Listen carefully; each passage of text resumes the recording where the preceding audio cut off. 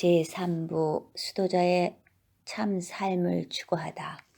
1952년부터 1960년까지 쓴 일기입니다. 183페이지서부터 읽겠습니다. 1952년 9월 3일 이곳은 알레드 수사님이 3일째 대축일 전날 트랙터로 작업하던 목장 건너편 숲 뒤쪽이다.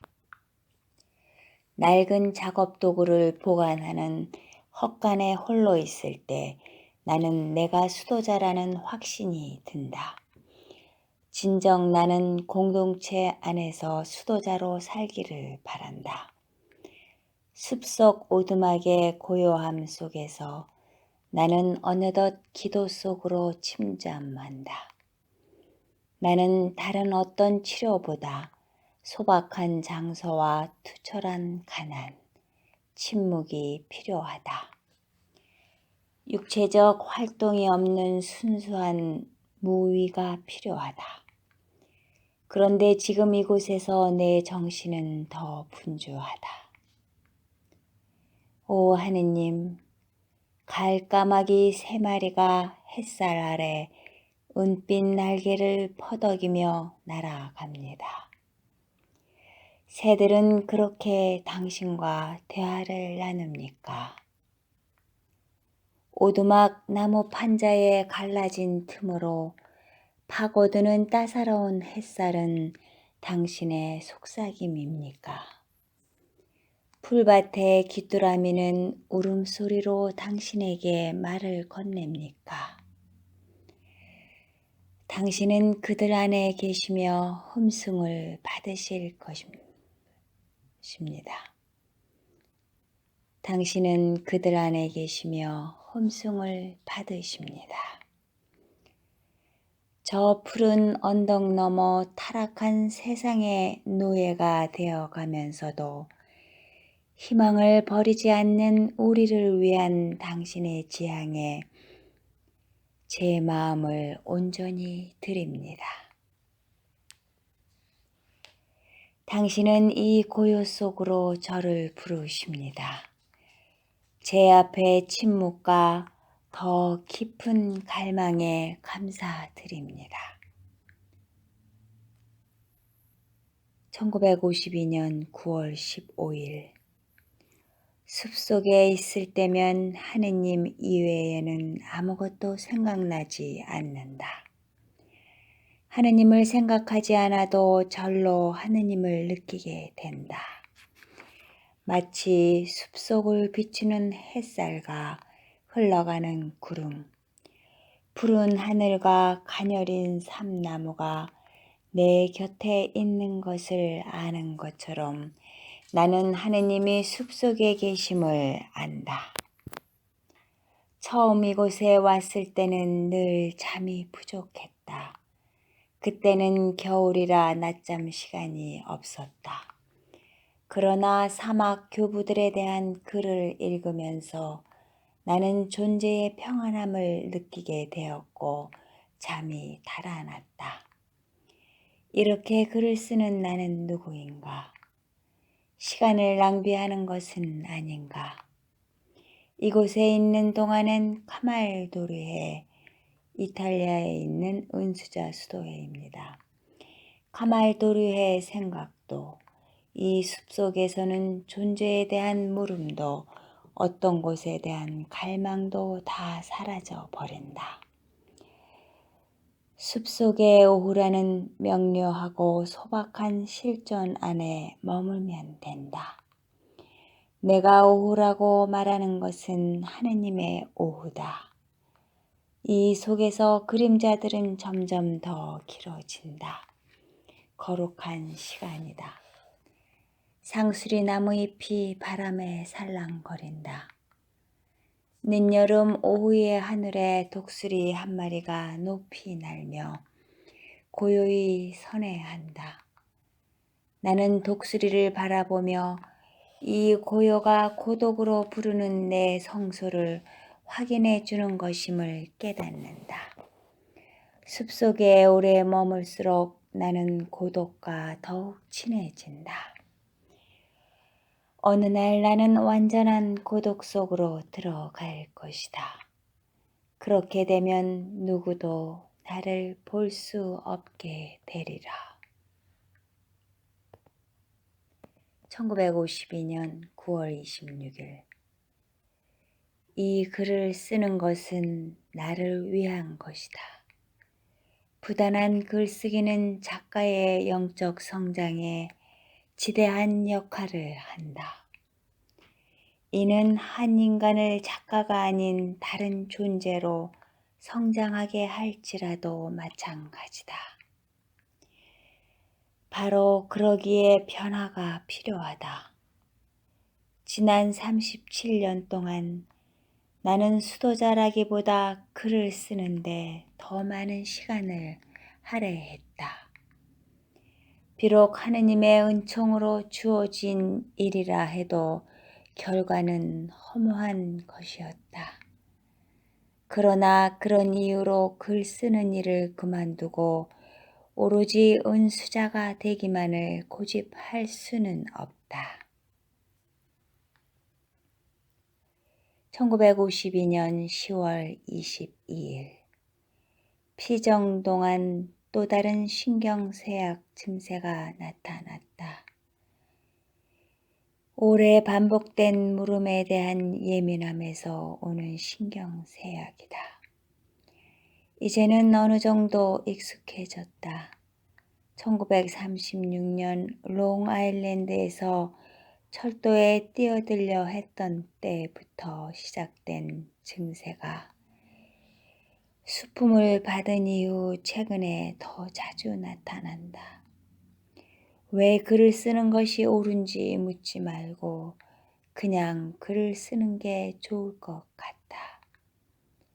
나에게 맡겨진 글 쓰는 일을 기록하고 문서를 만드는 일에 기여할 것이다. 그것은 성령께서 나에게 요청하시는 것이리라. 1952년 11월 12일. 진리는 침묵과 일, 고통으로 이루어진다. 침묵과 일과 고통을 통해 우리는 진실해진다. 우리는 자신에 대해 너무 많은 말을 함으로써 하느님 일을 방해한다.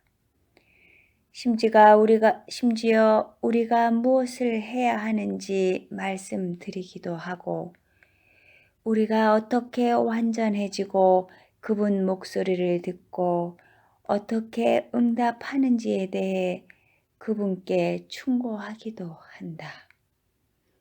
우리는 불안하고 초조한 침묵에서 벗어나려 한다.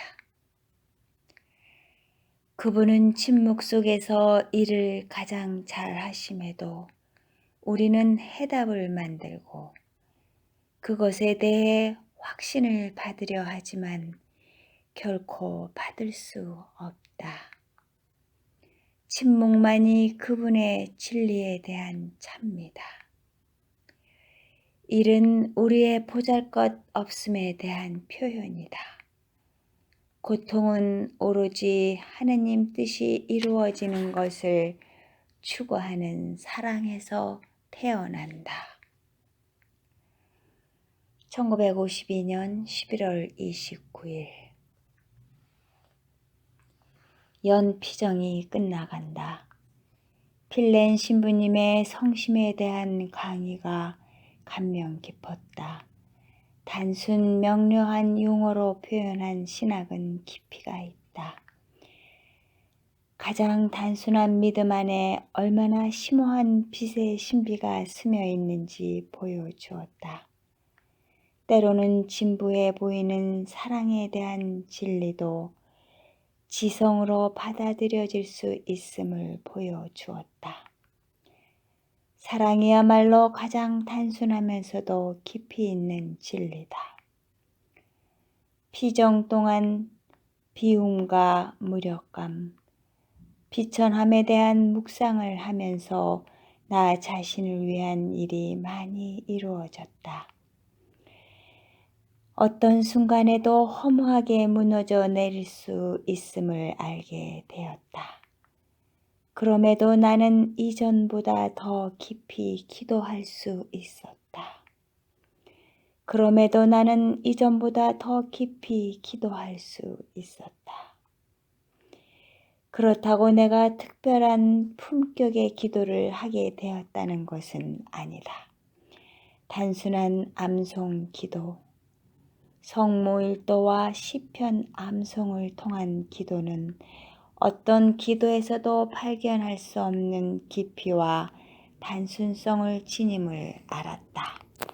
하느님 사랑에 대한 믿음과 그분께 나아가도록 베풀어 주신 단순한 방법에 대한 신뢰 이외에는 아무것도 알지 못한다.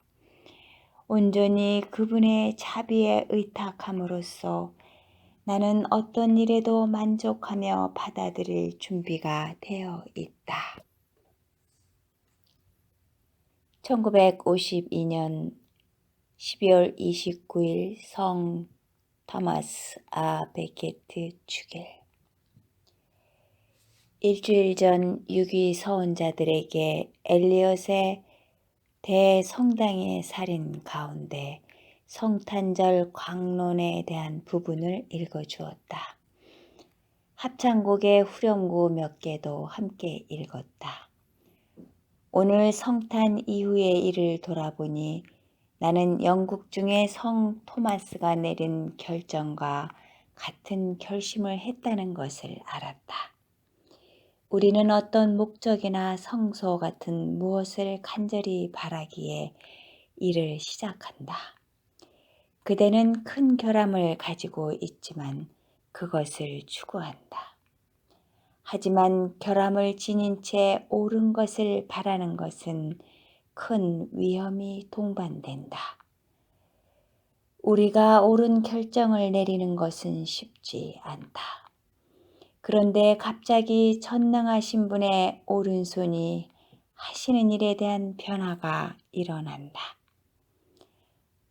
그때부터는 의문을 던지고 애원하고 탐구하고 기도하는 것은 우리가 아니다. 우리를 변화시키는 분은 바로 그 분이시다.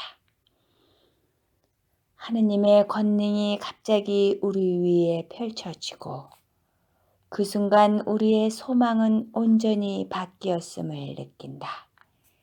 비록 우리가 열망하는 것이 이전과 다름없어도 진정 그 속에서 그것이 무엇인지를 깊이 깨닫고 전적으로 다른 은총 안에서 그것을 보게 된다. 바로 하느님 뜻이다. 그분의 지향으로 이루어졌기에 그것은 더 이상 단순한 열망이나 우리의 갈망이 아니다.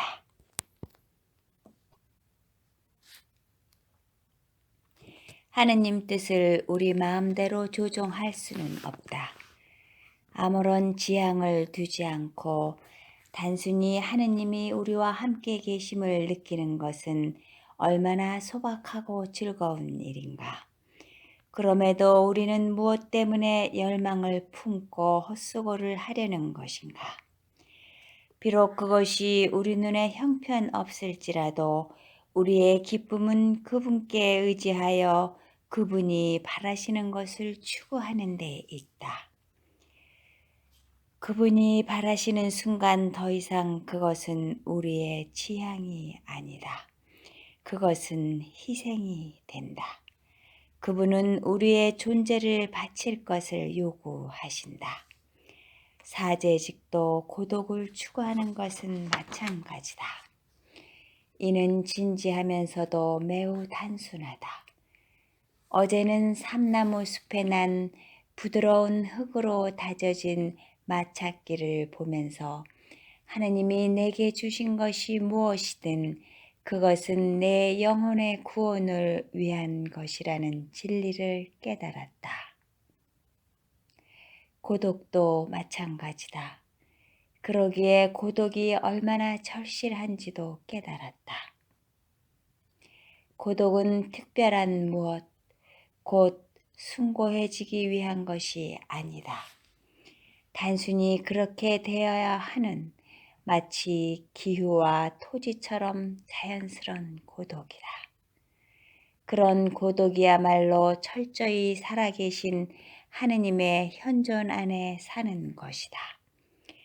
그리스도인이 되기 위해 필수 불가결한 고독이다.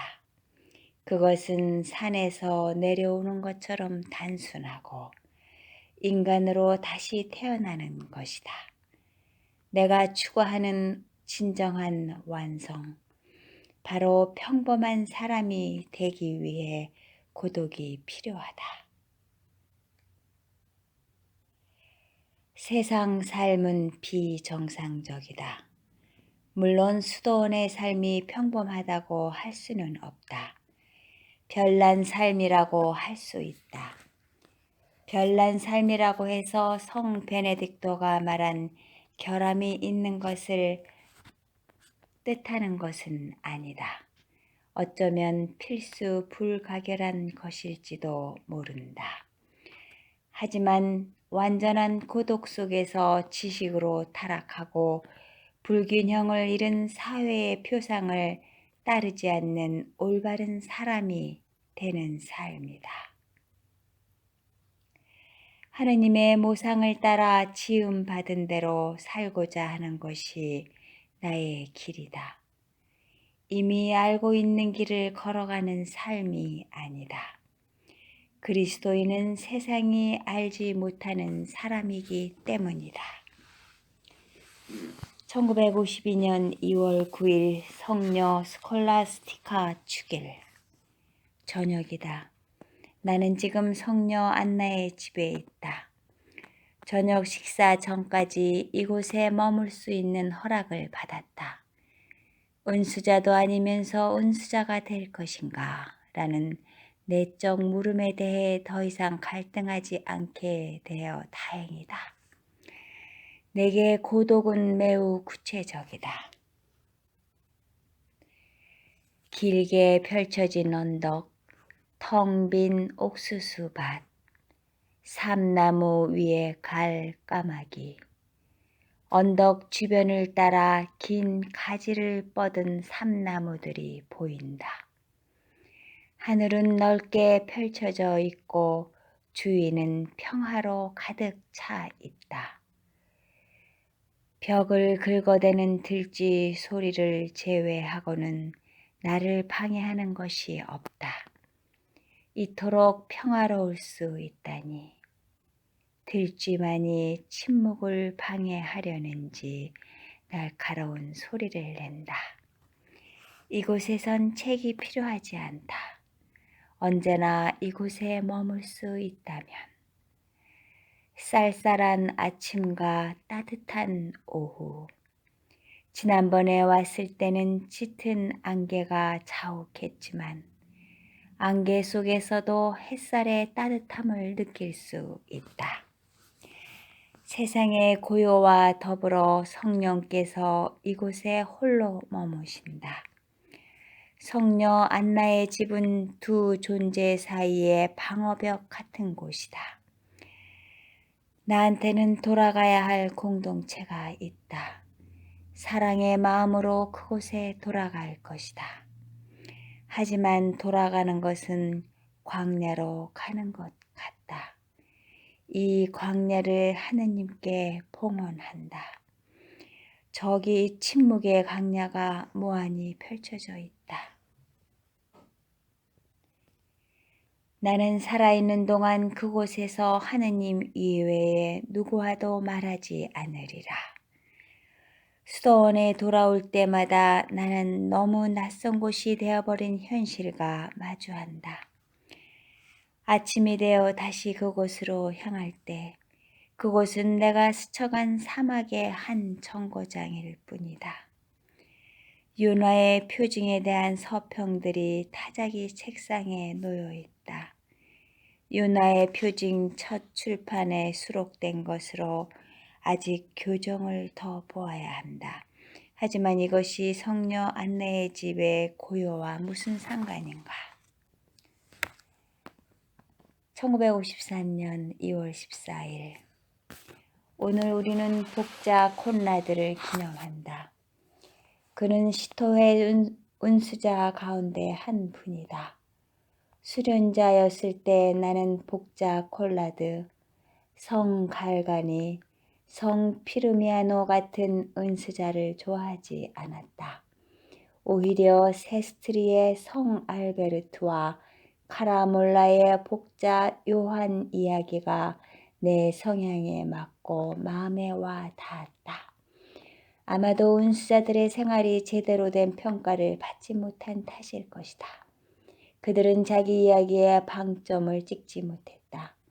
그들이 완성한 것이 무엇인지 알아내기도 전에 그들은 하느님 품으로 돌아갔다. 이제 나는 미완성으로 보이는 복자 콜라드의 이야기에 중요한 것이 있음을 알게 되었다. 그는 성 베르나르도의 허락을 얻어 팔레스타인에서 은수 생활을 시작했다. 클레르보에서 성 베르나르도의 임종이 가까웠다는 소식을 듣고 클레르보에서 성 베르나르도의 임종이 가까웠다는 소식을 듣고 클레르보를 향해 길을 떠나 이탈리아에 왔을 때는 이미 성 베르나르도는 세상을 떠나고 없었다. 그는 파리 외곽 길가에 경당을 마련해 살다 그곳에서 선종했다. 얼마나 계획 없고 어수선한 삶인가. 질서도 감각도 체계도 클라이맥스도 없이 중간에 끝내버리는 책과 같다. 그렇지만 이제 나는 그런 책을 정말 좋아한다. 복자 콜라드는 역사 안에서 어떤 틀에 고정시킬 수 있는 인물이 아니다. 그를 세밀하게 그려낸다는 것은 마치 날고 있는 새의 움직임을 포착하려는 것과 같다. 나는 높이 나는 새의 날개를 볼 수 없다. 은수자의 성소란 그런 것이다. 우리는 은수자가 어디로 향하는지 대강 알고 있다. 본인은 더 분명히 안다. 그한테는 의심할 수 없는 확신이 있다. 바로 하느님의 이끄심에 따라 여행한다는 확신이다. 그것이 바로 그가 가는 길을 알지 못하는 이유이고 많은 사람이 그 길을 제대로 보지 못하는 이유이기도 하다. 1953년 2월 16일 성녀 안나의 집은 내가 찾아내기만 기다렸던 것 같다. 그 집을 찾게 된 것은 우연이었다. 자신만의 장소를 찾은 사람에게 어떤 일이 일어나는지 깊이 성찰한다. 더 이상 자신을 가장하기 위해 의식적으로 행동할 필요가 없다는 것이 얼마나 큰 안도감을 주는지 알게 되었다. 정말 찾고자 하는 것을 찾지 못하면 그것을 찾은 것처럼 가장하기도 한다. 찾고자 하는 것이 무엇인지 부단히 자신에게 속삭이면서 더 이상 갈망하는 것이 없는 것처럼 보이려고 시간을 낭비한다. 성녀 안나의 집에서는 나를 가장하지 않아도 된다. 내 안에 실제하는 모든 것이 하늘을 향해 활짝 열린 문으로 활기를 되찾기 때문이다. 이제 더 이상 자신을 짓밟거나 반으로 쪼개거나 내 일부를 창밖으로 내던질 필요가 없다. 내가 아닌 나를 밀어낼 필요도 없다. 오 평화의 아버지이신 하느님, 성녀 안나의 집의 침묵 속에서 모든 것이 일치를 이루며 하나 되었습니다. 그 일치는 제 것이 아니라 당신 것입니다. 나는 서식스의 이곳저곳을 온통 걸어다닌 어린이를 내 안에서 발견한다. 나는 내가 이 오두막을 찾고 있었으며 어느 날 그곳을 발견하리라는 것을 알지 못했다. 세상의 모든 나라가 하늘 아래 하나다. 더 이상 여행을 다닐 필요가 없다. 언덕에 자리 잡은 수도원은 11년 동안 불확실성으로 나를 사로잡았다. 수도원은 이곳에서 겨우 1km도 떨어져 있지 않다. 머물려고 이곳에 왔지만 집착은 하지 않는다. 저 멀리 보이는 언덕은 언제나 다른 세계를 말하는 것 같았다. 성녀 안나의 집에서 보는 풍경은 내게 다른 세계는 없다고 말한다. 그들이 허락한다면 여기 머물고 싶다. 트랙터와 공사, 소음이 방해하지 않는다면. 내 앞에 펼쳐진 들판에 지프가 있다. 옥수수를 수확한 이후 처음으로 그곳에는 아무 곳이나 놓여 있다. 다른 곳에 간다 해도 2-3km 이내면 충분하다. 이곳은 다른 세상이다. 고요가 나를 행복하게 한다. 1953년 2월 17일 제수요일 전 화요일. 햇살이 눈부신 계절. 오늘은 카니발 사육제, 카니발 고기와 이별이다. 다시 육으로 돌아올 것처럼 육을 떠나기 전에 축제를 벌인다는 것이 얼마나 슬픈 익살인가. 일시적인 것이라면 사순절이 무슨 의미가 있는가. 그럼에도 예수님은 다시 육으로 돌아오기 위해 죽은 이들 가운데서 영광스럽게 부활하기 위해 그와 함께 우리의 육신도 부활시키기 위해 십자가에서 돌아가셨다. 밀알 하나가 땅에 떨어져 죽지 않으면 한 알 그대로 남아있다.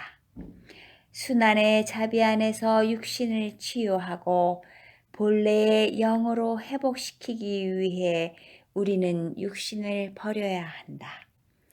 모든 창조물은 번민 가운데 우리의 승리, 육신의 영광을 기다리고 있다. 하느님은 그분이 창조하신 세상의 모든 기쁨을 우리가 되찾기를 바라신다.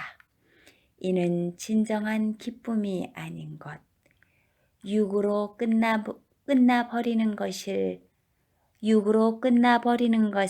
부정함으로써 우리가 영 안에서 사는 것이다. 육은 아무런 이익을 가져오지 못합니다. 성녀 안나의 집 흰 벽에 걸린 십자가를 바라보다 문득 내가 사제임을 의식했고 감정이 복받쳐 올랐다. 사제가 되었을 때 십자가의 진정한 의미를 깨달았다. 성녀 안나의 집은 내 사제 성소의 특별한 의미를 지닌 곳이다.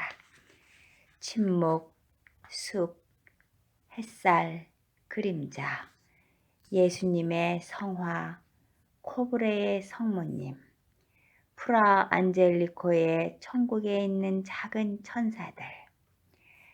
이곳이 나의 분당 같고 모든 것 속에서 사제임을 깨닫는다.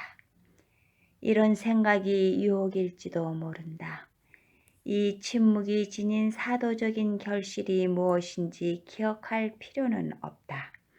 다만 나는 무가 되어 그리스도의 계시를 기다리면 된다. 죄의 신비가 작용하고 어떠한 계시도 없는 세계에서 소박한 가난과 침묵의 평화를 지키면 된다. 성녀 안나의 집은 평화로 가득 차 있어 침묵 속에서 이루어지는 영적 투쟁의 중심이다. 여기 앉아 기도하고 생각하는 나는 무다. 무슨 일이 일어나는지 알 필요도 없다. 삼나무 사이로 들려오는 거룩하고 맑은 종소리를 듣기 위해 오직 그리스도 안에 희망을 두면 된다. 이것이 내 미사의 연속성이다. 내 성체이며 온종일 드리는 감사 기도이며 일이며 흠숭이며 그리스도의 완전한 계시에 대한 희망이다. 1953년 2월 24일 성마티아 축일. 신비주의에 대해 알기를 간절히 바라고 형이상학적 이론에 머물던 시간은 저만치 흘러갔다. 이제 그것이 나의 삶 자체가 되었기에 사변적 사유에 천착하는 것은 오히려 고통스러울 뿐이다. 그것이 나의 삶 자체가 되었기에 사변적 사유에 천착하는 것은 오히려 고통스러울 뿐이다. 사변적 생각에 집착하는 것은 마치 출산의 고통을 겪지 않은 처녀가 어머니 사랑에 대해 쓴 수필을 읽는 것과 같다. 성가대가 이전보다 편안하다. 그전에는 너무 긴장하여 성가를 제대로 따라 부를 수가 없었다. 순간순간이 마지막 순간이 되기를 기대하라. 마음 가는 대로 내버려 두는 것이 긴장을 푸는 데 많은 도움이 된다. 하느님의 현존이 너무 멀리 있어 마치 내 마음과 하느님 사이에 장막이 드리워진 것처럼 느껴질 때도 있다. 이곳 성녀 안나의 집에서는 늘 행복하고 마음이 편안하다. 이곳에서는 하느님을 제외한 어느 누구도 신비주의도 필요 없다. 파리 한 마리가 유리창 위를 윙윙거린다. 1953년 3월 3일. 분명한 것이 한 가지 있다. 하루 피정을 하고 성녀 안나의 집에서 오후를 보내고 미사 드리고 성무 일도를 바치는 일, 어둠이 밀려오면 두려움을 느끼는 일 등이 분명한 한 가지 사실을 드러낸다. 그것은 내가 우리에게 힘을 주시고 하느님의 지혜를 전해주시는 그리스도를 발견하고 아는 것이다. 자신에 대한 성찰, 일과 계획, 좋은 영적 지도자가 되는 문제는 그리 중요하지 않다. 인생에는 그보다 훨씬 중요한 문제가 있다. 그것은 그리스도께 대해 충분히 알지 못하고 그리스도를 찾는다는 것이 무엇을 의미하는지도 충분히 알지 못한다는 것이다. 또 다른 것은 참회의 시편을 발견했다는 것이다. 그것이 얼마나 절실한지 깨닫기 전에는 결코 그것을 발견하지 못한다. 그것을 체험하기 전에는 절실한 필요성을 알지 못한다. 가난에 대해 말할 때도 우리는 가난을 경험하지 못하지만 하느님께서 가난하다고 말씀해 주실 때 우리는 가난을 경험할 수 있다. 하느님께서 병고에 대해 말씀하시는 것은 동시에 치유도 해 주신다는 것이다. 병고에 대해 말하고 우리를 조롱하고 아무것도 할 수 없는 무력감에 빠지게 하는 것은 다름 아닌 악마다. 참회의 시편에서 그리스도는 당신의 가난 안에서 나의 가난을 깨닫게 해 주셨다. 시편 안에서 자신을 발견하는 것만으로도 이미 치유의 은총을 받은 것이다. 그분의 은총으로만 나 자신을 바라볼 수 있다. 지금 이 순간 그분의 은총이 넘쳐 흐른다. 나는 치유의 길에 들어섰다. 오, 치유가 얼마나 소중한가. 내 영혼의 회랑을 따라 걸으며 자신이 폭탄을 맞아 잿더미가 된 도시와 같은 상태라는 것을 발견한다. 시편 6장을 묵상하는 동안 푸른 목초지를 따라 흐르는 시냇가 옆에 미처 발견하지 못한 작은 밭을 보았다. 아직 새 잎이 나지 않은 나무 아래 풀밭에는 새싹이 돋아나고 비 온 뒤에 웅덩이에는 물이 고여 있다. 자연 풍경이 내 마음을 하느님께 높이 들어 올린다. 그분은 이처럼 쉽게 당신 현존을 드러내신다. 나는 눈물로 나의 못자리에 물을 대리라. 개구리가 오는 것에 대해 글을 쓴 적이 있다. 지금 다시 개구리들이 합창을 한다. 다시 봄이다. 비록 내 마음이 메말라 있다 해도 이전보다 훨씬 나아졌다. 황폐함은 내 운명이다. 1956년 7월 17일 우주를 새로울 것 없고 보잘것없는 창조물로 여길 수 있고 우주 안의 삶과 더불어 더 많은 가능성으로 무한히 열려 있어 공부하고 관상하고 찬탄하게 되는 흥미진진한 일이 다채롭게 펼쳐지는 풍요로운 곳으로 바라볼 수도 있다. 모든 것 넘어 모든 것 안에 하느님이 계신다. 하느님이 머무신다. 인생의 책이란 어느 한 사람이 살아온 삶의 여정을 기록한 것이다. 그 사람이 아무것도 남는 것 없이 살았다면 인생의 책에도 남길 것이 없으리라. 나는 언제나 모든 것에 대해 쓰기를 바란다. 모든 것을 담은 책을 쓰고 싶다는 뜻이 아니다. 그것은 불가능하다. 다만 모든 것이 가능한 열려있는 책을 쓰고 싶었다. 모든 것을 창조해내는 혼이 담긴 책. 그것은 자기 고유의 삶을 담고 있어야 한다.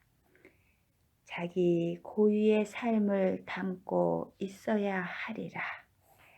믿을 만한 책. 나는 더 이상 그것을 단순히 책으로 보지 않는다. 카르멜 산의 성모님께 드리는 기도. 아바나에서 거울을 보며 당신께 무슨 말씀을 드렸습니까? 당신은 바다를 등지고 탑 위에 서서 대학을 바라보고 계셨습니다. 저는 결코 당신을 잊지 않았습니다.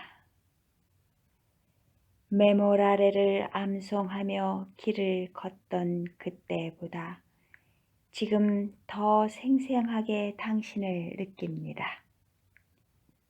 당신께 드린 기도를 모두 잊었습니다. 당신께 응답을 받았지만 아무것도 기억나지 않습니다. 그보다 중요한 것은 당신이 저를 받아들이셨다는 것입니다. 저는 당신을 알면서도 알지 못합니다. 당신을 사랑하면서도 충분히 사랑하지 못합니다. 기도는 당신이 주신 것입니다. 기도는 당신이 저희에게 요구하시는 것이 아니라 저희에게 주시는 선물입니다. 진정으로 기도할 수 있다면 이 모든 부족함에도 저는 기도할 수 있습니다. 말과 이름 넘어 기도의 나라에 가는 법을 가르쳐 주십시오. 기도의 나라 변방에서 하는 기도가 아니라 숲이 있는 바로 여기에서 기도하는 법을 가르쳐 주십시오. 제게 필요한 것은 당신의 이끄심입니다. 당신은 제 마음을 움직이십니다. 당신의 기도로 제 영혼이 깨끗해집니다. 당신은 제 의지를 강하게 하십니다. 당신은 세상을 구원하고 변화시키십니다. 고통받는 모든 사람에게 당신이 필요합니다. 감옥에 있는 사람들, 위기에 빠진 사람들, 슬픔에 잠긴 사람들에게 당신이 필요합니다. 정신이 아픈 이들한테도 당신이 필요합니다. 저의 소명을 완수하기 위해서도 당신이 필요합니다. 제가 당신 아드님처럼 치유자요 위로자이며 구원자가 되기 위해서도 당신이 필요합니다.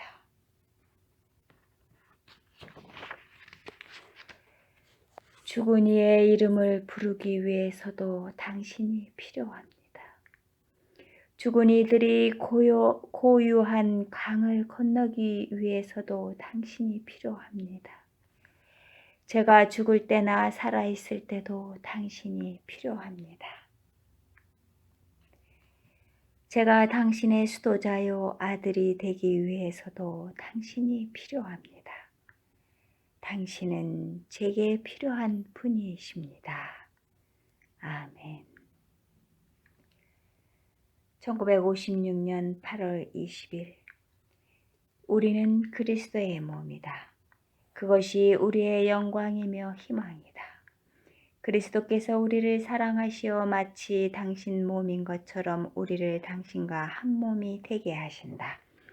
이로써 충분하지 않은가? 그런데 우리는 그것을 믿으려 하지 않는다. 아니, 만족해야 한다. 그것으로 만족하라. 우리는 그리스도의 몸이다. 우리는 그분을 찾고 그분은 우리를 찾았다.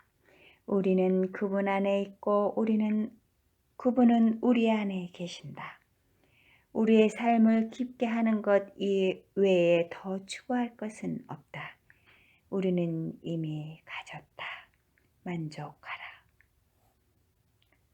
1956년 8월 29일 가장 위대하고 유일한 일은 하나님을 흠숭하고 찬미하는 일이다.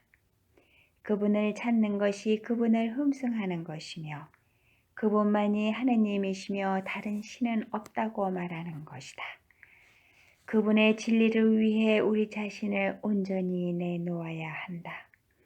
하느님은 약속을 지키는 신실한 분이심을 증거해야 한다. 우리는 하느님 아버지께서 주시기로 약속하신 것을 온 마음으로 믿어야 한다. 그분의 부르심과 은총에 응답하기 위해 모든 것을 버려야 한다. 우리가 이를 실행할 때 우리는 완전에 대해 말할 수 있다. 더 이상 완전함에 대해 아무런 말이 필요 없게 된다. 1956년 8월 31일 몇 미터로 높이 솟은 어린 아카시아 나무가 벽이 무너져 내린 곳에서 솟아난 인동덩굴 사이로 개성가를 부르듯 자란다. 저 너머 삼나무 틈으로 오래된 감색 지붕에 양떼의 헛간이 한낮에 내리쬐는 햇살로 땀을 흘린다. 부서져 버린 풀 베는 기계가 길거리에 놓인 돌에 갇혀 꼼짝 못한다.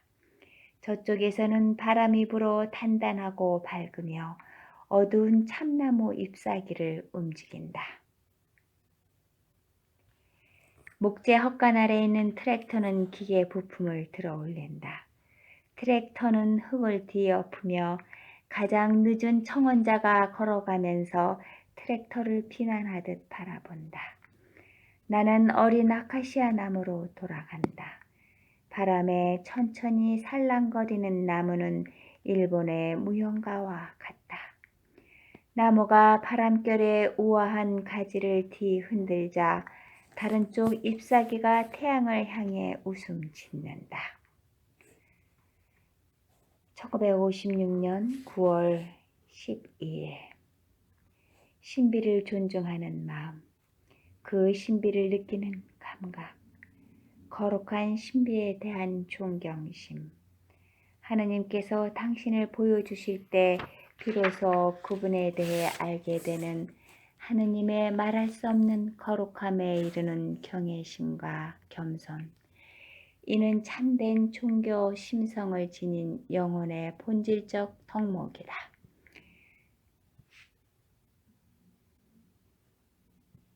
하느님께서 당신을 보여주실 때 우리는 신비에 대한 경외심 안에서 그분을 느끼고 알게 된다. 그분의 말할 수 없는 거룩함을 대면하면서 우리는 두려움을 지니고 겸손해진다. 이것이 진정한 신앙의 본질적 덕목이다. 이런 특성을 잃으면 신앙심도 사라질 것이다. 신앙의 성장은 진정한 내적 삶에서 비롯되기 때문이다. 관계의 수다스런 객관성에서 친밀함이 무한한 신비의 실제, 곧 하나님에 대한 모든 감각을 파괴한다는 것은 불가지론처럼 좋지 않은 사실이다. 마카리우스 풀가코프와 니콜라스 베르다이에프는 핵심을 깨뜨려보는 위대한 작가들이다. 1957년 4월 25일에 쓴 글입니다. 그들은 부활로서 죽음을 정복한 그리스도의 승리를 받아들였다.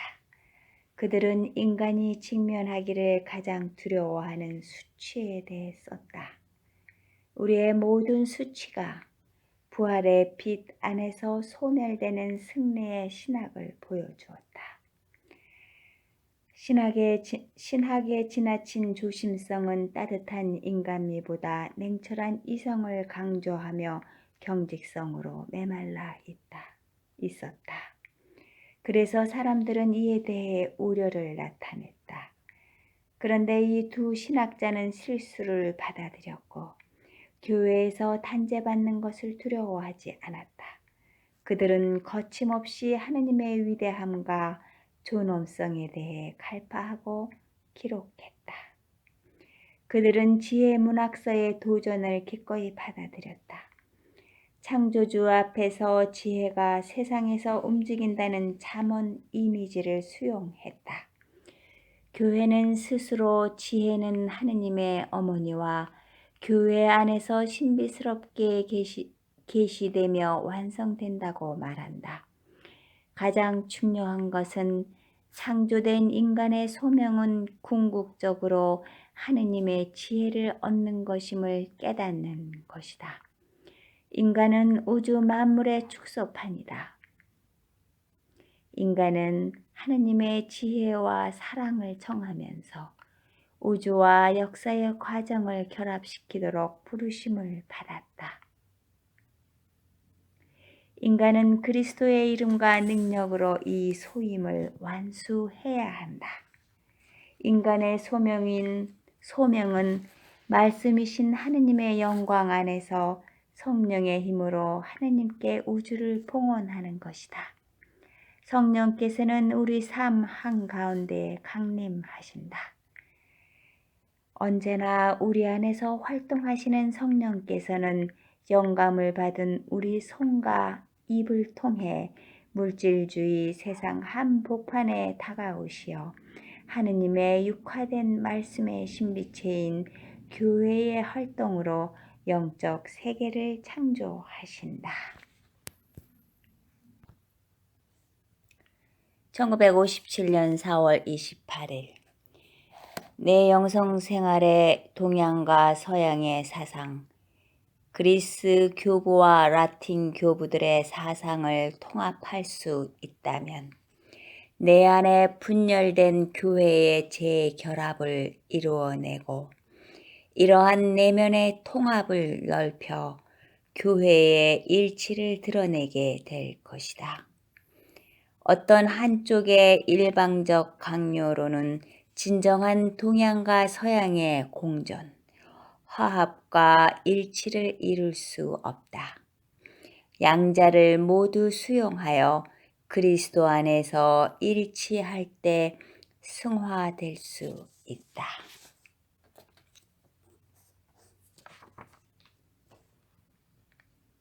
(1957년 9월 29일) 일기는 생략하겠습니다. 1957년 10월 5일 새들이 지저귀는 계절이다. 새들이 어떤 종류인지 도무지 알 수 없다. 조류 도감을 찾아봐도 알 수 없다. 그 가운데 테네시 울새라고 생각되는 새를 한참 바라보았다. 귀엽고 예쁘장하고 앙증맞은 작은 새다. 눈에 잘 띄지 않는 그 새를 바라보면서 나는 새들의 세계에 깊이 빠져들었다.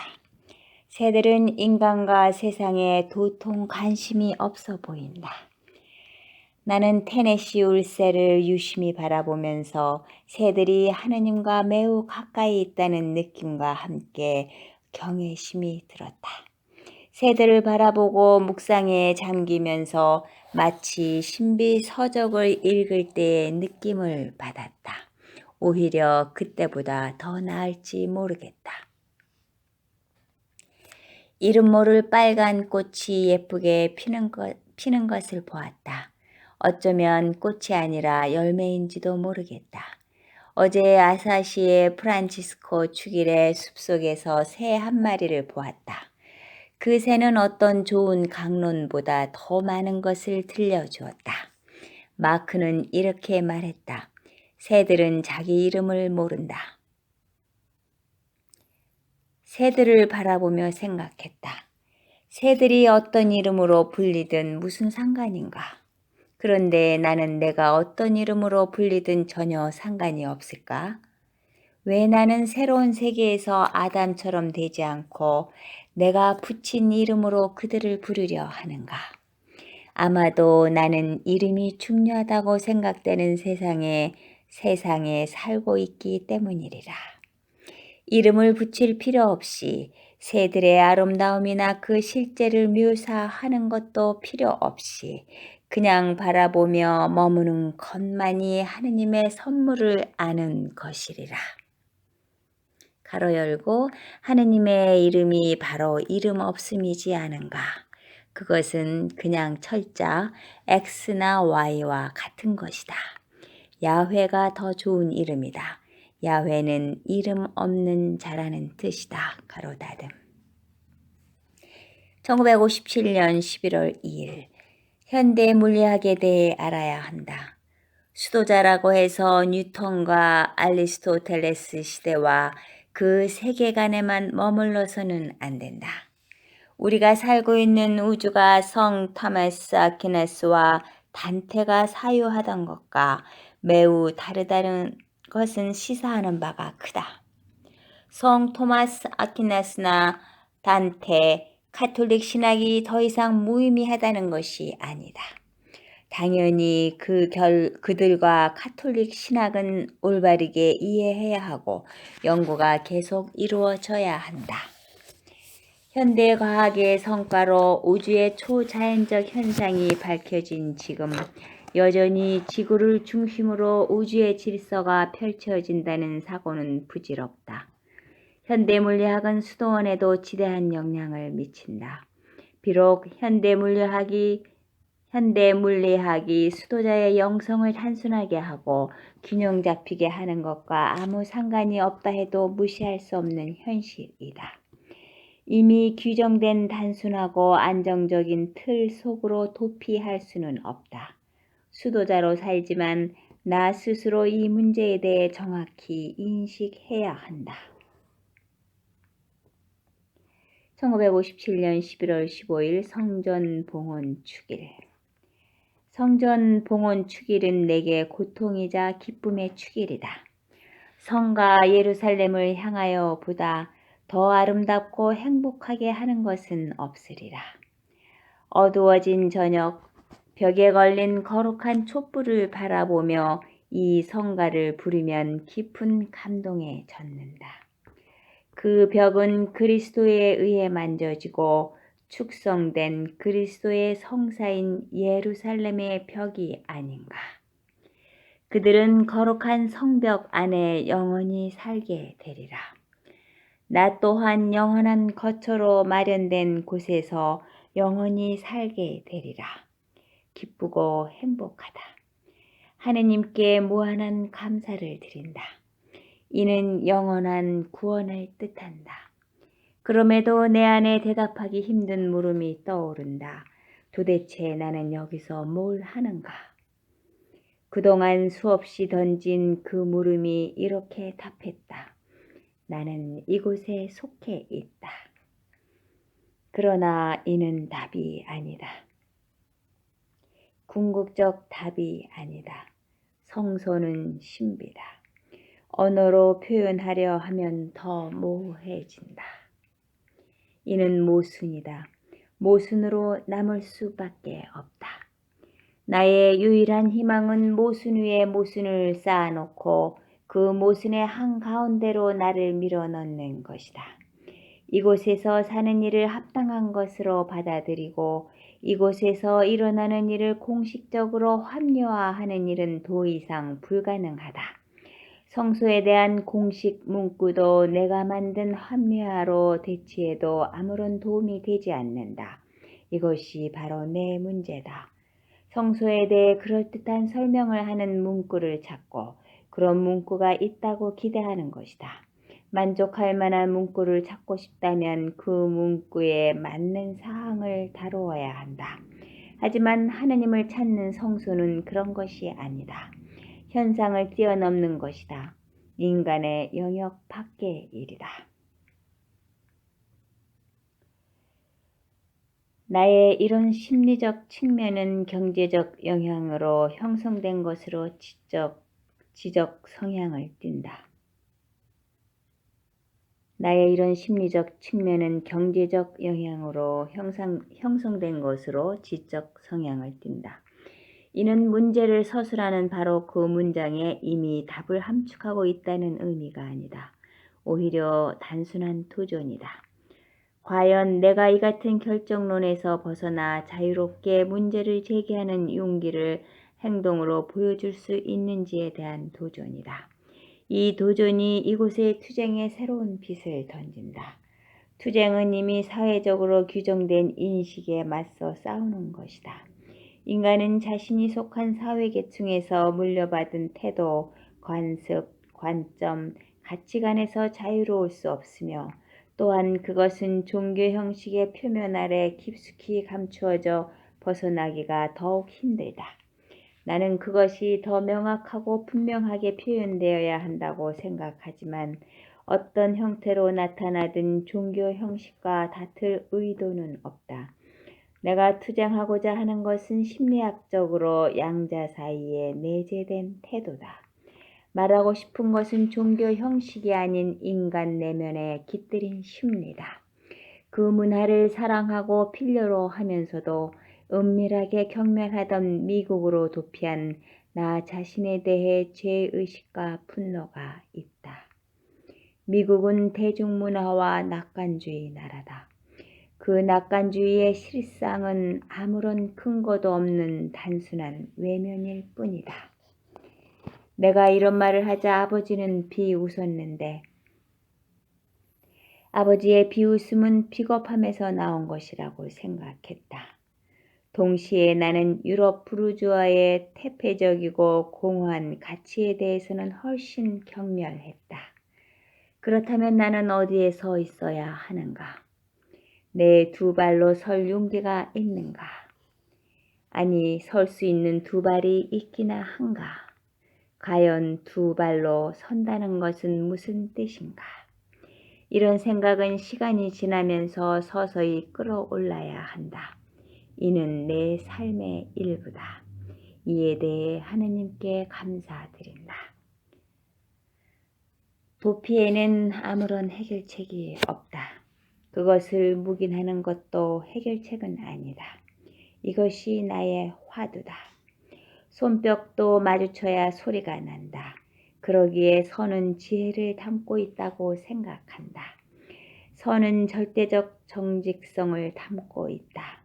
이 정직성은 내적 가난과 성실성을 분리할 수 없다. 그리스도께서 너는 믿을 수 있는가? 믿는 자한테는 모든 것이 가능하다라고 하면서 요구하신 것이 바로 이 내적 가난과 성실성이다. 1957년 12월 29일 미국처럼 복잡한 경제 구조를 지닌 나라의 시민이 된다는 것은 더 이상 내 형제가 되는 문제와 상관이 없다. 다른 나라의 경제가 미국의 경제 발전에 기여하기에 다른 나라 사람들이 겪는 고통에는 내 책임도 있다. 우리는 이에 대해 어떻게 책임져야 하는가? 무엇이 내게 이런 책임을 묻게 하는가? 누가 이 물음에 답할 수 있는가? 마르쿠스는 자본주의는 이 물음에 정직한 대답을 하거나 답을 하려 하지 않는다고 했는데 과연 그의 말은 옳은가? 나는 그의 말에 동의하지 않을 수 없다. 여기에는 이용하고 착취하는 사람들과의 협력 문제가 발생한다. 투쟁이 요구되는 어려운 문제다. 지금까지 윤리신학자들이 이런 문제에 대한 새로운 지평을 열기 위해 무슨 일을 했는가? 내가 아는 한 그들이 한 일은 없다. 그러므로 나는 할 수 있는 한 역사와 경제 같은 문제를 공부할 의무가 있다. 이 의무는 나의 관상적 성소와 충돌하지 않는다. 하느님의 사람이 되는 가장 본질적인 문제는 진리를 따라 사는가 하는 문제이므로 나는 이 문제를 외면할 수 없다. 이 수도원에서 우리는 실제적이고 궁극적인 사회적 의무에서 조직적으로 벗어나도록 되어 있다. 그러나 사회적 책임이 그리스도인의 삶의 근본 원리가 됨을 잊지 말아야 한다. 1958년 1월 6일 주님 공현 대축일. 성경과 그리스도인의 삶에 나오는 하느님의 산 옆에서 천사가 올라오고 인간을 향해 몸을 숙인 예수 탄생 이콘에 대한 폴 에브도키모프의 해설에 매우 아름다운 문장이 있다. 우리는 침묵하면서 천사에게 귀 기울여야 한다. 우리가 천국에 갔을 때 천사의 목소리가 가장 친숙한 우리의 목소리처럼 느끼게 될 것이기 때문이다. 훌륭한 해설이다. 1958년 1월 31일 어느 날 꿈을 꾸었는데 왜 그런지 모르겠지만 나는 수도원에 연결된 소박한 가게에 있었다. 가게에는 소련에서 제작한 여러 가지 물건, 특히 싸구려 탁상 램프들이 있었는데 모두 마구 던져지거나 부서져 있었다. 그 부서진 조각들을 모으면서 나는 생각했다. 비록 이 물건들은 쓸모없지만 몇백만에 이르는 이름 없는 사람들의 비극적 고통을 상징하는 걸 알았기에 이를 버리는 것은 수도자적 가난에 반하는 것이라고 생각했다. 가게 주인은 나의 이러한 선택을 거들떠 보지도 않았다. 그 물건들은 플래시드 신부님이 식료품 보관인으로 있을 때부터 자리를 차지하고 있었다. 1958년 2월 4일 수령기 동안 경당 재단에 놓인 기다란 꽃병에 햇살이 아름답게 드리워져 있었다. 꽃병에는 붉고 흰 카네이션과 초록빛 나뭇잎이 있었다. 햇살이 비치자 특히 어두운 부분은 피는 아니지만 거의 피처럼 붉게 보였다. 카네이션은 붉은 빛이다. 이 꽃, 이 빛, 이 순간, 이 침묵은 하느님 곧 영원처럼 느껴졌다. 꽃은 꽃 자체이고 빛은 빛 자체이고 침묵은 침묵 자체이며 나는 나 자신이기에 환상이지만 환상이 아닌 현실의 일부분으로 느껴졌다.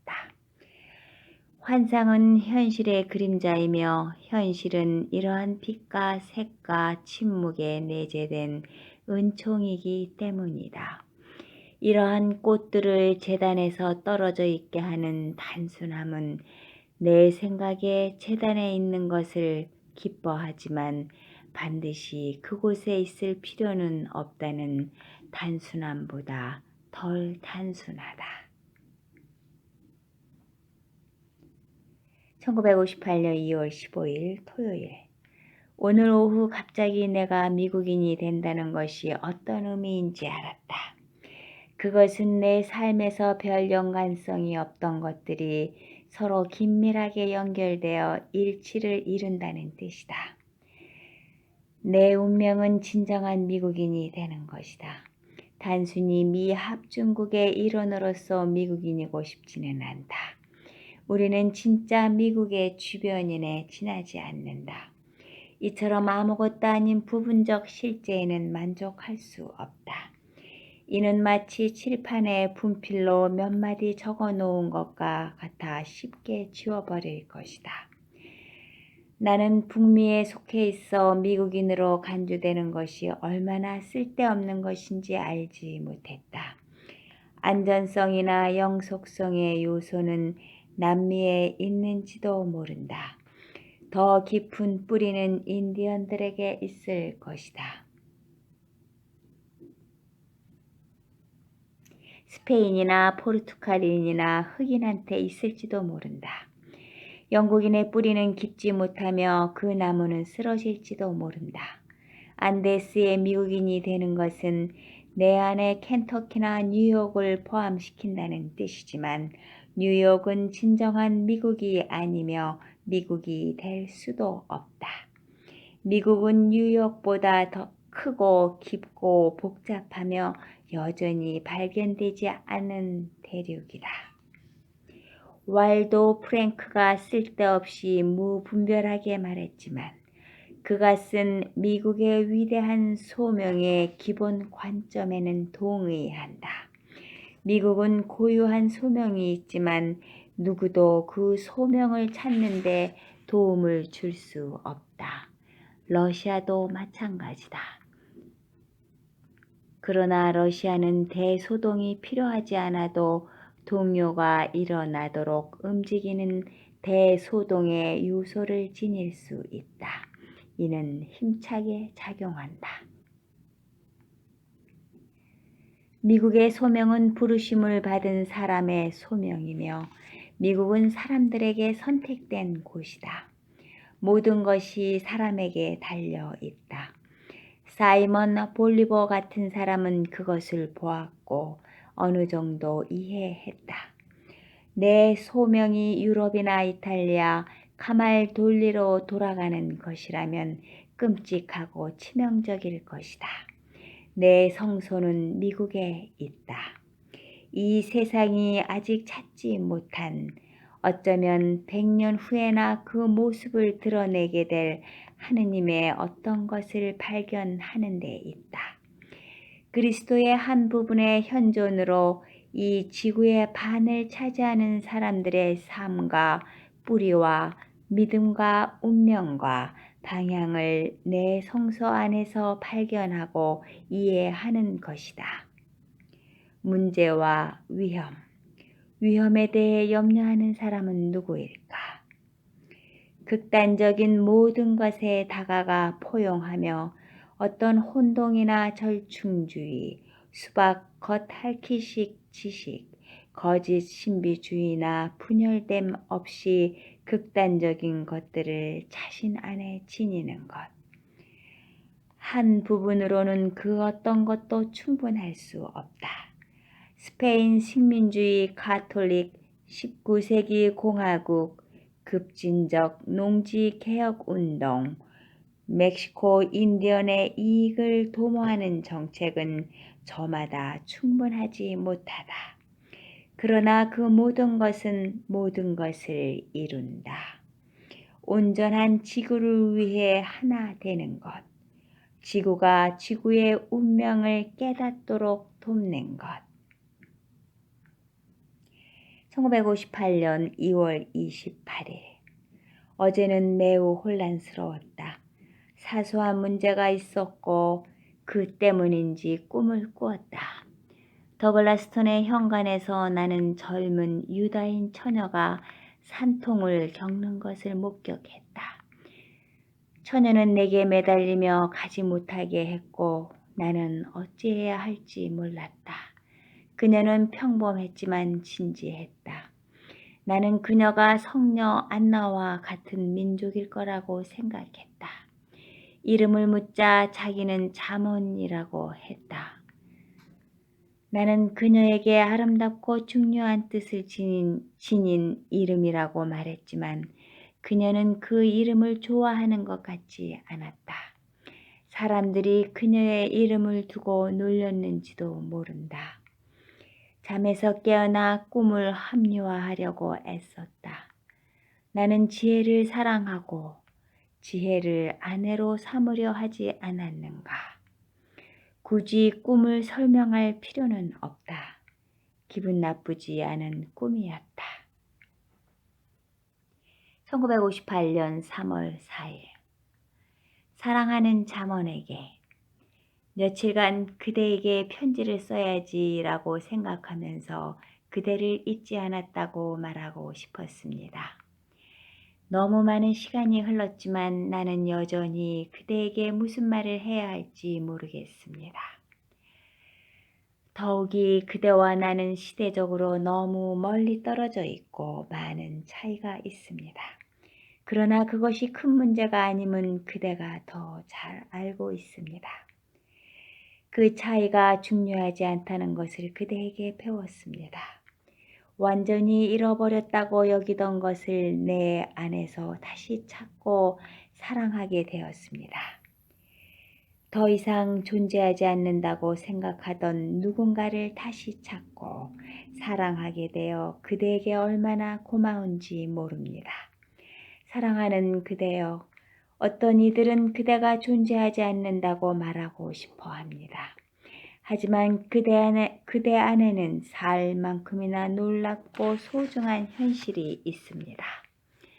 나는 내 말에 세심한 주의를 기울입니다.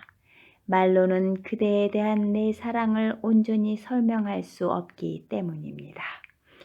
자칫 말을 잘못하여 세상의 어떤 것보다 더 생생하고 순수한 그대의 사랑스러운 자발성과 단순성과 관대함을 손상시키고 싶지 않습니다. 그대에게 가장 말하고 싶은 것은 그대 안에서 발견하는 순수한 고독입니다. 놀랍고 순수한 사랑 안에 그대는 온전히 홀로 있습니다. 그럼에도 그대는 내게 사랑을 주었습니다. 무엇 때문인지 상상할 수도 없었습니다. 사랑과 함께 그대는 내게 그대 자신과 고독의 순수한 경의를 모두 보여주었습니다. 그대여, 과연 내가 그런 선물을 받을 자격이 있는지 자신에게 진지하게 묻습니다. 아닙니다. 나는 그런 자격이 없습니다. 그것은 오로지 그대의 나에 대한 사랑 때문입니다. 그러기에 나는 그대에게 모든 것을 드립니다. 사랑하는 그대의 잠언이여, 나는 그대의 이름과 그 이름의 신비와 단순성, 그 이름이 지닌 비밀을 사랑합니다. 그 비밀을 그대가 높이 평가하지 않아도 나는 그 비밀을 사랑합니다. 1958년 3월 19일 성요셉 대축일. 오랜만에 성녀 안나의 집에 왔다. 얼마 만인가. 성요셉 대축일 오후에 특별한 평화와 달콤함을 느낀다. 고요 속에서 하느님의 자비가 미풍과 함께 살랑거린다. 장엄 서원을 한 지 11년, 단순 서원을 한 지는 14년이 된다. 얼마나 놀라운가. 붉은 날개의 매가 자신의 침묵을 선보이는 듯 뉴턴 목장 위의 하늘을 천천히 날고 있다. 매는 내 머리 위에서 선을 하며 수도자의 길을 가는 것 같다. 몇 년 동안은 이곳 안나의 집이 이토록 은총 가득한 곳인지 몰랐다. 사실 무엇인가가 가지고 있을 때는 간절히 바라는 것이 무엇인지 모른다. 이곳은 내게 고독만을 선물한 것이 아니라 연장을 두른 헛간에 지나지 않는 작은 오두막의 고요가 나를 얼마나 풍요롭게 하는지 모른다. 어제 루이빌 사가와 월넛이 만나는 교차로에서 나는 갑자기 모든 사람을 사랑한다는 것을 그들 누구도 내게 이방인이 아니며 이방인이 될 수도 없다는 사실을 깨달았다. 마치 내가 특별한 성소를 받아 그들과 분리되어 있고 그들과 다르다는 미망에서 깨어난 것 같았다. 내 성소가 내가 그들과 다르거나 특별하게 만드는 것이 아니다. 나는 여전히 인류의 한 구성원이며 나를 더 영광스러운 운명으로 이끄는 것은 바로 인간이라는 소명이다. 말씀하신 사람이 되어 오신 것은 바로 인류의 일원이 되셨다는 것이다. 하느님 감사합니다. 거리를 지나는 사람처럼 나도 인류의 한 일원이라는 사실에 감사드린다. 우리가 누구이고 어떤 존재여야 하는지를 깨닫게 될 때 비로소 인간의 조건이 지닌 슬픔이 중요하게 다가온다. 우리 또한 이 땅에 존재하는 인류의 한 일원임이 절실해진다. 이는 거리에서 마주치는 여자들을 좋아하는지 싫어하는지 자신에게 확인하는 그런 문제가 아니다. 정결 서원을 했다는 사실 때문에 이 점을 놓고 논쟁을 벌일 필요는 없다. 이는 아무 문제가 되지 않는다. 그들의 외적 아름다움이 아닌 인간성, 여성성을 더 의식한다. 나는 누군가를 특별한 기준으로 아름답다고 보았다고 생각할 수 없다. 그러나 설명할 수 없는 아름다움이 거기에 있다. 어쩌면 내가 다른 삶에 봉헌하지 않았다면 그 비밀스런 아름다움을 알아보지 못했을 것이다. 이 세상 모든 여인의 순수함을 아무런 두려움 없이 바라보고 그들이 햇살 가득한 거리를 걸어갈 때 그들의 영혼이 바라는 내밀한 아름다움을 느낄 수 있는 것은 내가 정결 서원을 했기 때문인지도 모른다. 하느님의 눈에 그들의 아름다움은 매우 내밀하고 선하고 사랑스럽다. 하느님이 창조하신 인간으로서 여성성은 어느 누구한테도 가까이 다가가는 것을 허락하지 않는 생명보다 더 선하고 아름다운 것이다. 그들의 내면에는 하느님의 모상을 세상에 가져오는 원초적이고 마르지 않는 풍요로운 생명력이 있다. 여성 한 사람 지혜와 예지, 우리의 거룩한 어머니가 계신다. 나는 인간의 자녀라는 사실에 정말 기쁘다.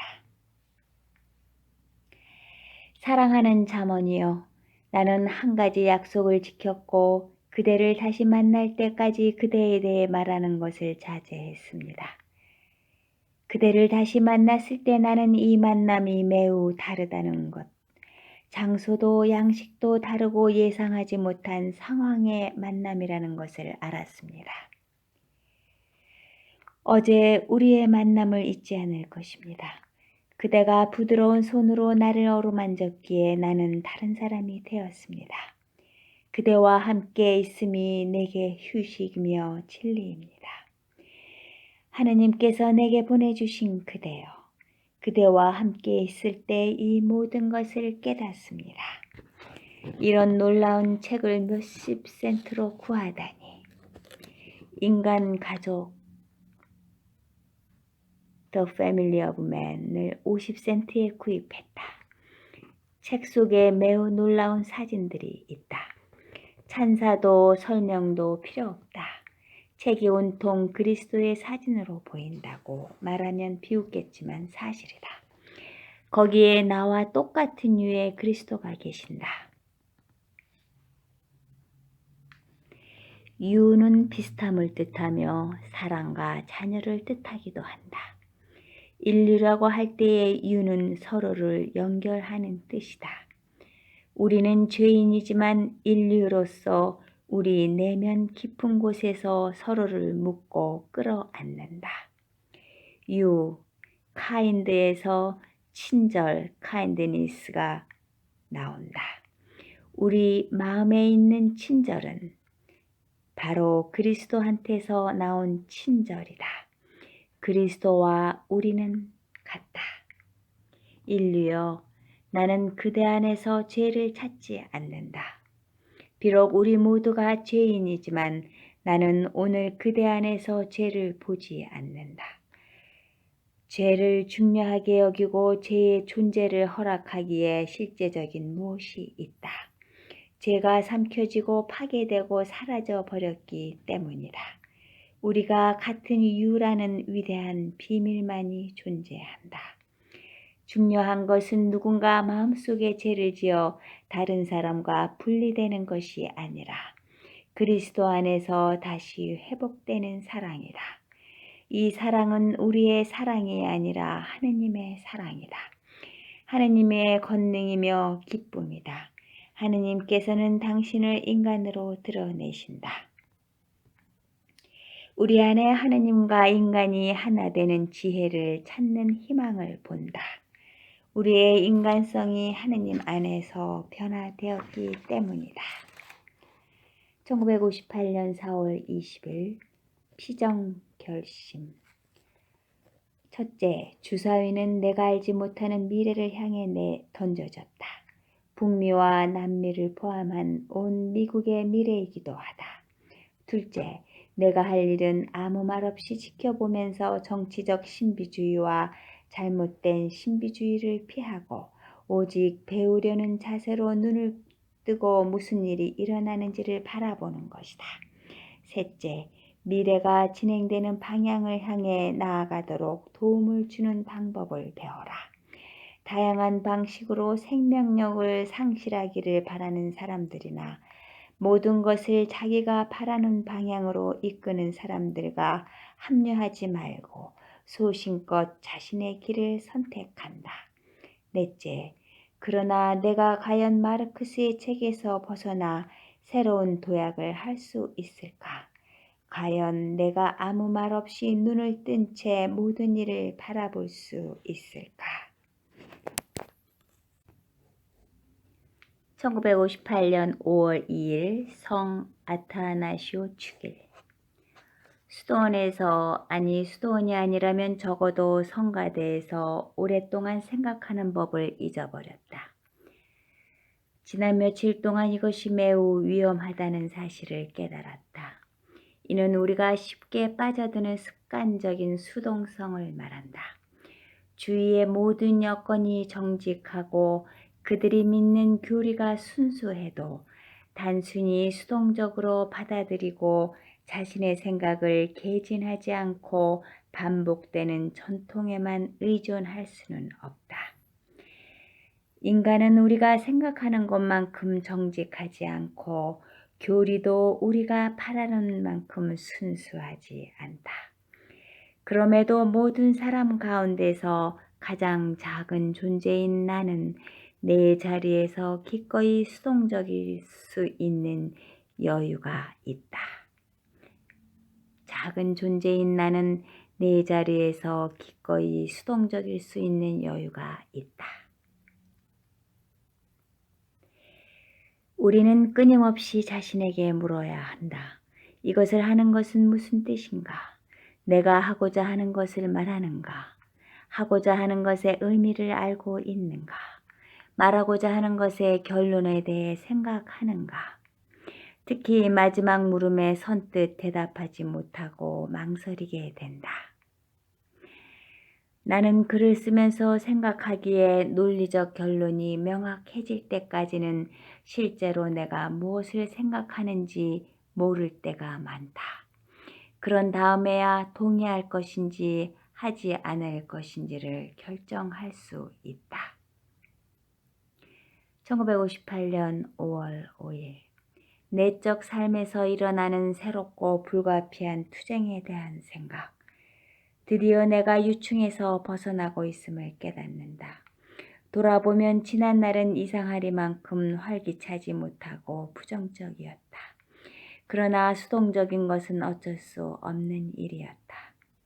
이제 새롭고 더 넓은 무엇을 향해 밖으로 나가려는 투쟁과 고통은 더 이상 없을 것이다. 세상 안에서 하느님을 보고 끌어안아야 한다. 하느님 자체이신 하느님을 보았다고 말하는 것이 옳다. 그러나 온전히 그분을 본 것은 아니다. 나는 다만 매우 작은 수도원의 세계에서만 그분을 보았다. 이곳은 너무 작은 세계다. 교회가 더 이상 분리되지 않고 일치를 이루기를 기원하는 미사를 드렸다. 교회가 일치를 이룬다면 그보다 더 아름다운 일이 있을까? 오늘 아침은 다시 서늘하다. 새들이 노래한다. 언덕 꼭대기에는 안개가 가려 보이지 않는다. 언덕 꼭대기는 안개에 가려 보이지 않는다. 종달새가 여전히 닥터 지바고를 노래한다. 그 책을 읽고 싶다. 1958년 6월 22일 아직 쓰거나 생각하거나 기도하거나 진정한 삶을 시작하지 못했다는 사실과 이제 겨우 깨어나기 시작했다는 확신이 든다. 나는 가능한 한 겸손하게 사람들이 만든 기준이나 형식을 단순히 수동적으로 받아들이지 않겠다. 진정 자유롭고 홀로 되는 어려운 시도를 했고 하느님의 은총으로 그 결과를 얻었다. 나는 이제 내 영감 안에서 더 넓은 선택을 하게 되었다. 1958년 7월 25일 작은 수도원 1. 프로그램 없이 산다. 2. 특별한 일 없이 산다. 일반인과 구별되는 수도자가 아닌 인간, 바로 하느님의 아들인 인간의 삶을 사는 수도자가 된다. 3. 특별한 미래에 지향을 두지 않고 산다. 청혼자들을 다그치지 않는다. 4. 어떤 것에서도 특별한 평판이나 명성을 추구하지 않는다. 5. 잘 알려지지 않은 감추어진 수도원이 된다. 어쩌면 특별한 수도복을 입지 않는 것이 좋겠다. 외관상 특별한 건물을 지니지 않아야 한다. 6. 분명하게 세속과 떨어져 있고 분리된 공간이 있으며 절제와 조화를 이룬다. 7. 은둔처가 있어야 한다. 1년에 얼마 동안 독고 생활을 할 수 있어야 한다. 사순이나 대림 등 어떤 시기에 특별한 고독의 시간을 가진다. 8. 성숙한 수도자의 기초가 되는 규범을 만든다. 이 규범 안에서 각자 단식에 대한 결정을 할 수 있다.